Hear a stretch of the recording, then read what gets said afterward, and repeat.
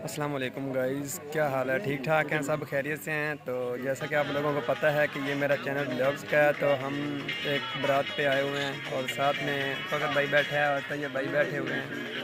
तो इधर भी शहर साहब और काशिफ साहब बैठे हुए हैं, आप लोग देख रहे हैं। ये हमारे सीनियर साहब हैं और सारे ड्राइवर हज़रात बैठे हैं यहाँ पे। तो हम इधर बैठे हैं, तो फ़खर साहब देख रहे हैं, टिकटॉक देख रहे हैं साथ में मज़े के साथ। तो हम इंजॉय कर रहे हैं, अभी तक खाना नहीं लगा, खाने की देर है, ये देखें इंतज़ार कर रहे हैं हम लोग। और आप लोग क्या कर रहे हैं ये भी आप लोगों ने मुझे कमेंट में ज़रूर बताना है, ठीक है? तो ये क्या चल रहा है? वीडियो कॉल चल रही है इस वक्त। मेरे सर में भी दर्द है और बुखार भी है इस वक्त।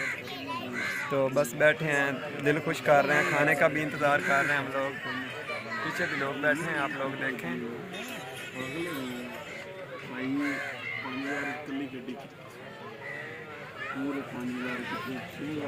हाँ, और आप लोगों ने मेरे चैनल को ज़रूर सब्सक्राइब करना है, बेल आइकन को दबाना है, ताकि हम एक दूसरे के साथ जुड़े रहें और मेरी वीडियो आप लोगों तक बआसानी से पहुंचती रहे।